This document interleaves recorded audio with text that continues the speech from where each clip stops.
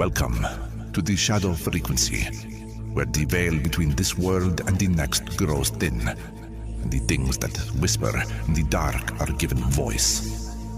From the cryptic candlelit studios, deep in the Indiana forests, your host, Matt Wilson, and his spectral producer, Juniper Ravenwood, unearth the forbidden, the forgotten, and the fearsome.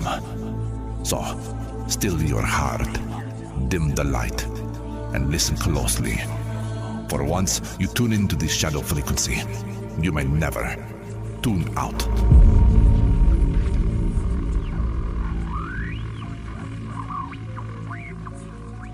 Welcome back to the shadow frequency, where history never sits still. The archives hum after midnight, and every once in a while, the past looks back at us from a window we thought was bricked shut. I'm Juniper, and tonight I have one of those cases that doesn't just ask what happened. It asks who decided while we were allowed to remember.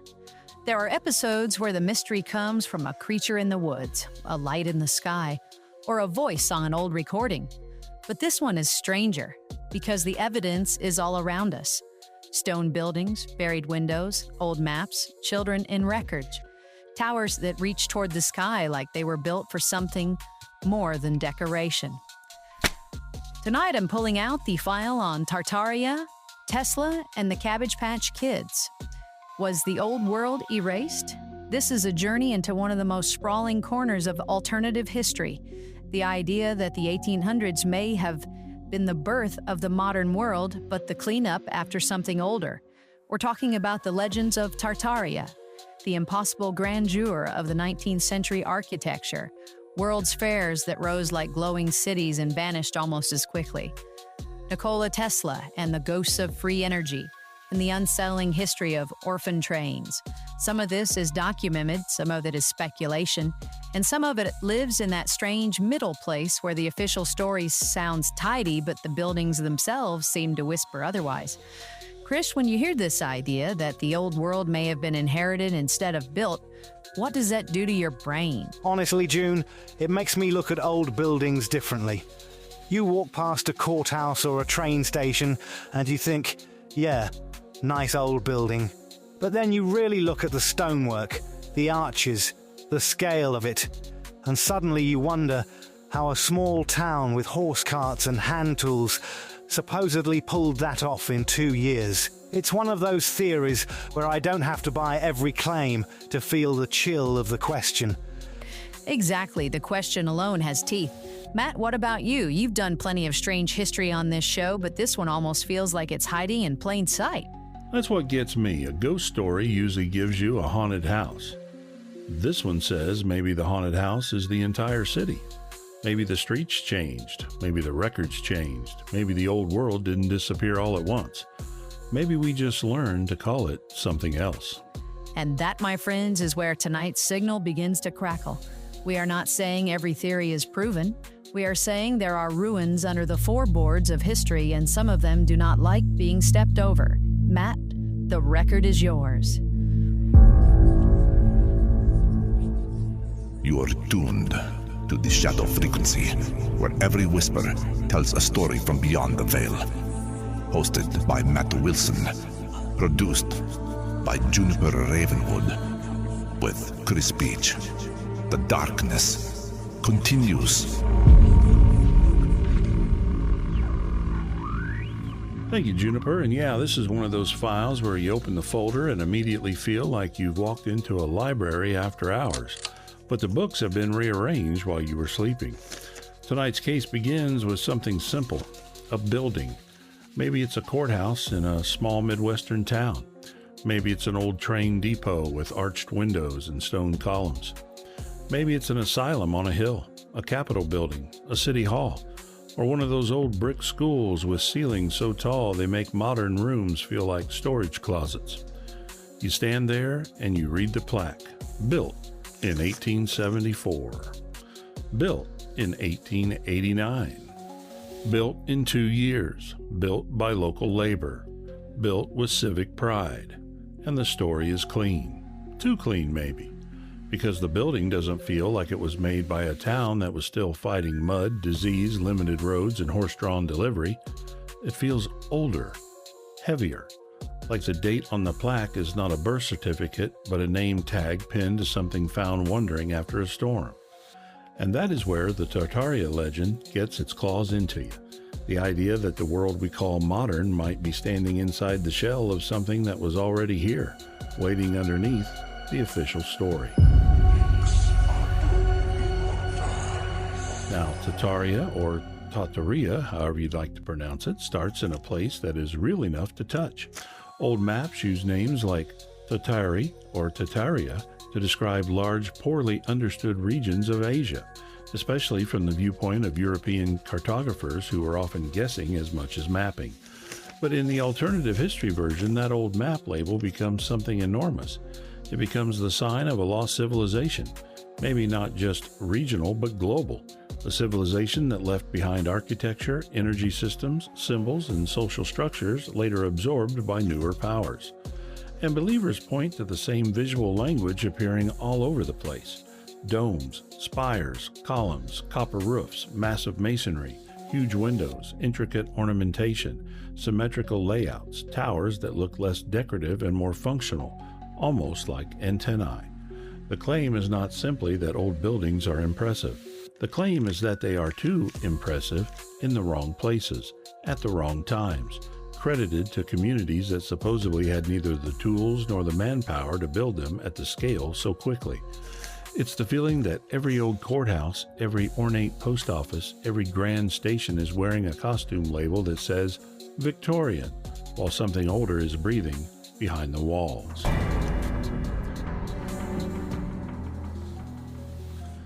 I've got something here in the file tonight, and I want you to picture it with me. It's a reproduction of a photograph from the 1893 World's Columbian Exposition in Chicago, the White City. You look at it, and there are these huge classical buildings, domes, colonnades, canals, statues, bridges, electric lights, and crowds moving through it like they've entered a dream somebody built overnight. The official story says the fair was an exhibition, a temporary city of progress, a display of architecture, empire, industry, electricity, and national pride. But in the Tartarian reading, the White City becomes something else. It becomes a staged unveiling, a place where the public was brought in to marvel at old world grandeur without understanding what they were really seeing. And the disturbing part is not just that it was built, it's that so much of it was designed to vanish. These fair cities rose up like hallucinations, dazzled millions, then were torn down, burned, dismantled, or left to rot. To believers, that feels less like an exhibition and more like a funeral procession lit by electric lamps, where the mourners didn't know they were attending the burial of the world before this one. And then comes the reset theory. This is the part where the timeline itself starts to feel unsteady under your feet. In this version, the late 1700s and 1800s are not just busy historical era. They are the cover-up window. Revolutions, wars, fires, floods, earthquakes, city rebuilds, institutional expansions, orphanages, prisons, asylums, new governments, new borders, new records, new schooling, new versions of where things came from. The year 1776 gets treated almost like a symbolic flare in the dark, not just as American independence, but as a possible marker of a wider reset. Imagine for a moment a civilization not destroyed in one bright apocalypse, but dismantled in pieces, its buildings renamed, its technology called ornament, its survivors labeled vagrant, insane, criminal, or orphaned, its maps dismissed as old mistakes, its energy system stripped of meaning, its memory buried under textbooks, street grading, and polite plaques on a front lawn. That's the nightmare version of this theory. Not that the old world died, but that it was slowly taught to answer to a different name. One of the most recognizable pieces of this legend is the mud flood. If you've ever walked through an old city and noticed basement windows half below the sidewalk, doors that open into retaining walls, lower floors that look too finished to have been basements, or old photographs where buildings seem swallowed by earth, You've seen the kind of thing Tartaria researchers obsess over. In their view, these are not just signs of city improvement or street-level changes. They are scars, evidence that something buried part of the old world, and the new world simply paved over it. Think about that image for a second. Whole blocks with lower stories entombed, first floors turned into basements, windows staring out at dirt, doors that once opened into the street now opening into shadow. To the official world, it's urban development. To the alternative world, it's a landscape after burial, a civilization ankle deep in its own grave. And this is why the theory sticks, whether you believe it or not. It takes feelings people already have and gives them one dark thread. Why did old buildings look so magnificent? Why did so many cities burn? Why do world's fairs feel like impossible dream cities? Why does Tesla feel like a man reaching backward into forbidden knowledge? Why did so many children move through the records with new names, new homes, and old lives cut away behind them? Tartaria says the weirdness is connected. It says the past was not just forgotten, it was processed, filed, graded, rebuilt. And the most chilling part of this, if something like that did happen, if a previous age was folded into the modern one, then the evidence would not be hidden in a secret vault. It would be right where you've been told not to stare too long, carved above doorways, buried below sidewalks, glowing in old photographs, waiting for somebody to ask why the basement has windows. And that's the thing that gets under my skin. Maybe the old world isn't hidden because it was sealed away. Maybe it's hidden because we walk past it every day and call it normal. That is deeply unsettling because once you start looking at old buildings that way, it's hard to stop. It's that feeling of the familiar becoming strange. You don't need a monster in the hallway if the hallway itself starts looking like evidence. Exactly, and in the second half, we're going to follow the wires deeper into Tesla, free energy, orphan trains, and the most human part of this entire mystery. Juniper and Chris, I'll send it over to you.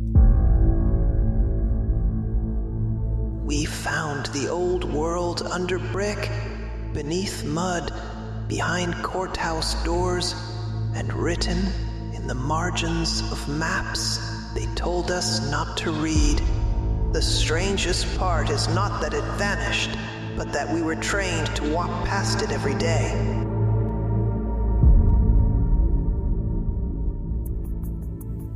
What a strange first half, because this is the kind of episode that makes the ordinary feel suspicious.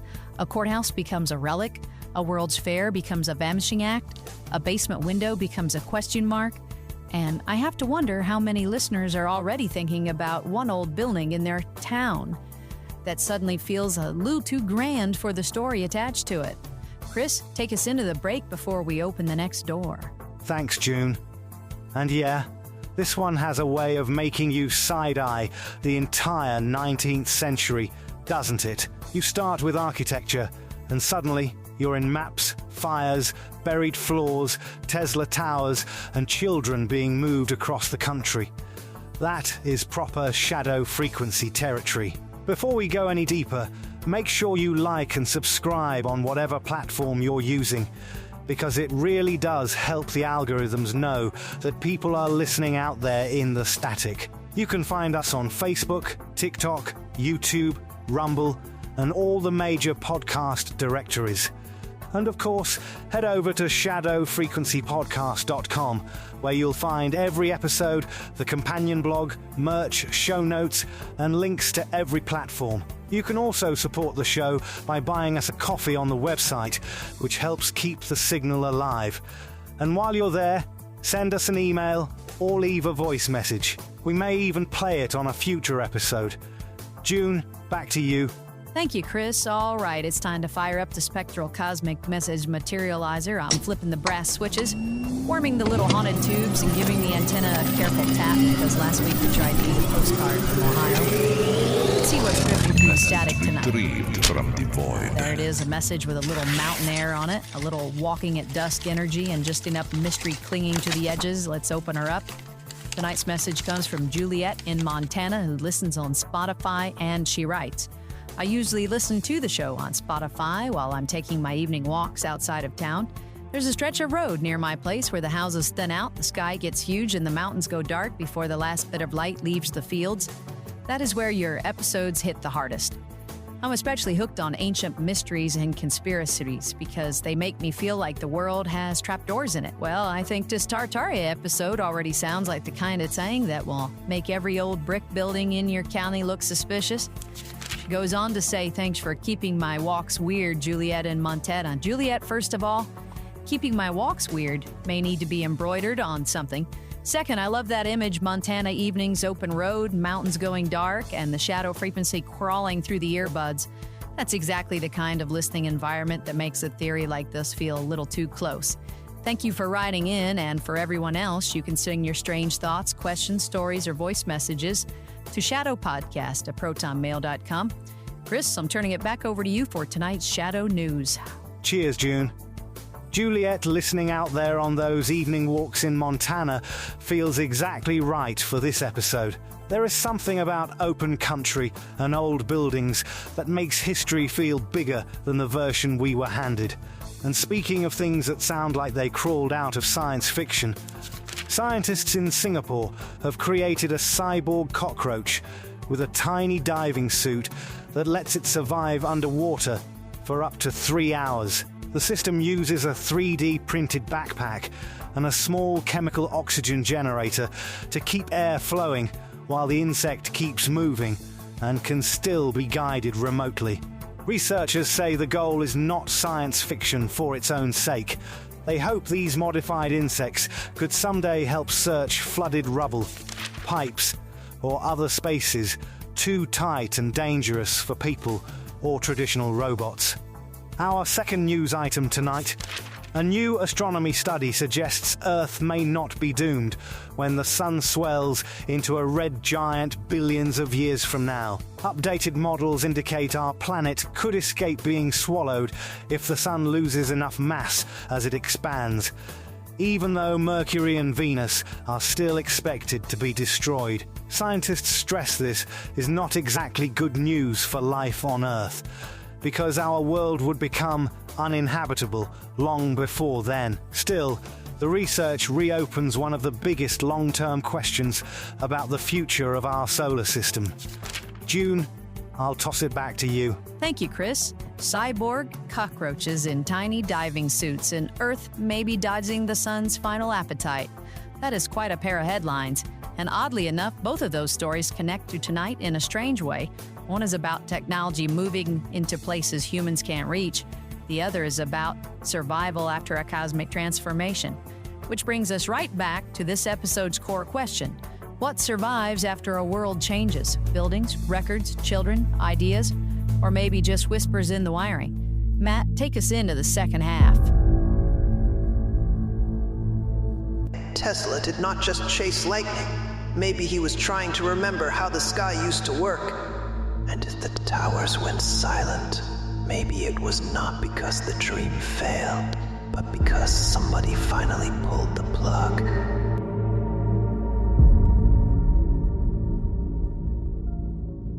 Thanks, Juniper and Chris. I have to say, cyborg cockroaches and a possible escape from the red giant sun somehow fits this episode better than they should. Juliet in Montana walking under that huge evening sky fits too, because this theory works best when you're between daylight and dark, when things still have shape but you don't fully trust the edges. In the first half, we looked at buildings, maps, buried windows, world's fairs, and the idea of a reset. Now we move into the part of the file where the mystery stops being stone and starts becoming energy, because Nikola Tesla enters this story like a man holding a live wire between history and myth. The real Tesla was already extraordinary. Alternating current systems, motors, wireless experiments, high-voltage demonstrations, the Wardenclyffe Tower, and a reputation that seemed to glow even before the internet turned him into a legend. But in the old world theory, Tesla becomes something even stranger. He is not merely inventing the future. He may be rediscovering the past. A man not ahead of his time, but reaching back into a time that had been erased. I've got another item from the file here, and this one is a copy of a Tesla patent drawing related to wireless electrical transmission. It's just black lines on paper, technical and precise, but there's something eerie about it when you place it beside the Tartaria idea. You see coils, towers, energy moving through the air, and suddenly all those old domes and spires start to look different. The theory suggests that old world architecture may have done more than impress the eye. Maybe towers, cupolas, metal roofs, columns, and ornamental finials were part of an energy system. Atmospheric power, resonance, wireless transmission, a built environment designed to collect and move electricity in ways we no longer understand. Tesla's Wardenclyffe Tower becomes the perfect haunted object in this version of events. A tower meant to send power or signals wirelessly. A dream cut short by money, control, and industrial interest. In the legend, Tesla isn't just the tragic inventor. He is the last technician trying to turn the lights back on in a world that had forgotten what its own architecture was for. And then we get to the most unsettling phrase in the title, the Cabbage Patch Kids. That sounds playful until you understand what it's pointing at. Historically, the orphan train movement moved large numbers of orphaned, abandoned, or homeless children from crowded eastern cities into rural communities between the mid-1800s and early 1900s. In the official story, this is tied to poverty, immigration, adoption, labor, social reform, and the messy beginnings of child welfare. But the alternative history takes that documented movement and asks a darker question. What if these children were not just victims of poverty and broken systems? What if some of them were part of a population whose origins had been obscured after a reset? Children placed into new homes, given new names, folded into new communities, written into new family lines. The phrase Cabbage Patch Kids becomes a disturbing metaphor. Not dolls, not fantasy, but children appearing in the records almost as if sprouted from nowhere, distributed across the country, their old identities clipped away like loose thread. And once you let that possibility into the room, the whole 19th century begins to feel less like progress and more like reclassification. Now, this is where we do need to give listeners something grounded to chew on, because the skeptical angle matters. Old maps were often imprecise. Tartaria as a map label does not automatically prove a hidden global empire. Cities really did raise streets, rebuild after fires, alter drainage, change grades, and convert local floors into basements. World's Fair buildings were often made with temporary materials designed to look grand for a short time, not last for centuries. Labor in the 1800s was cheaper, craftsmanship was prioritized differently, and civic buildings were often meant to project power, permanence, and pride. Orphan trains have a documented social history connected to real poverty and child displacement, without requiring a hidden repopulation program. That is the rational frame, and it explains a lot. But here's the problem. Explaining the pieces does not always erase the feeling that the pieces are connected. A raised street explains a buried window. Temporary plaster explains a fair building. A map label explains Tartari. A welfare movement explains orphan trains. But when all of those things line up in the same century under the same mood of fire, rebuilding, invention, displacement, and record making, the imagination starts hearing a pattern tapping from inside the walls. And maybe that is where this mystery actually lives, not in proving that Tartaria was a lost global empire in the clean literal sense, not in declaring every old building a stolen machine, not in turning every orphan record into evidence of a hidden catastrophe. The power of this story is that it notices how much of history has been normalized before it was understood. We walk through cities built on foundations we rarely question. We pass old courthouses and assume the plaque tells the whole story. We see World's Fairs as charming photographs instead of temporary cities that appeared, dazzled, and vanished. We treat Tesla as a genius, but not as a warning. We read about displaced children and file it under social history, when every one of those names was a life interrupted. Maybe the old world was erased by conspiracy. Maybe it was erased by catastrophe. Maybe it was erased by paperwork, demolition, street paving, and the slow dulling of curiosity. But either way, the creepiest possibility is not that the old world is gone. It is that pieces of it are still here, and we have been trained to call them ordinary. So tonight I keep coming back to that first image. The old building with the basement windows, the plaque by the door, and the feeling that the date doesn't quite belong. Maybe history is exactly what we were taught. Or maybe the old world is still beneath our feet, waiting for us to notice the stairs go down farther than they should. That's the bit that stays with me. You don't have to accept the whole theory to feel the weight of the ruins, the gaps, and the people who got swallowed by the official version. And I think that's what makes this one so eerie. The monster isn't hiding in the woods this time. It might be hiding in the town square. Exactly. And maybe the most effective cover-up of all is not making people forget, it's making the mystery look familiar. Juniper, I'll hand it over to you. The children came west on trains with new names, new homes, and histories folded shut like old paper. If there was a reset, maybe the buildings were not the only things they buried.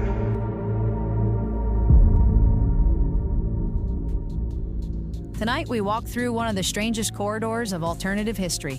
Tartaria, Tesla, the World's Fairs, mud flood claims, orphan trains, old maps, impossible buildings, and the haunting possibility that pieces of the past may have been renamed instead of removed. We are not closing the file with certainty. That is not how this signal works, but we are leaving it open with a question. How much of the old world is really gone, and how much of it have we simply stopped seeing? Thanks for joining us on The Shadow Frequency. Stop by our website, shadowfrequencypodcast.com, where you'll find episodes, show notes, the blog, merchandise, ways to support the show, and links to every platform. You can send us your thoughts and theories and your local legends. They might find their way into a future episode. And before we disappear into the static, do you guys want to say goodnight? Good night, everyone. Thanks for spending part of your night with us, and maybe the next time you pass one of those old stone buildings downtown, give it a second look.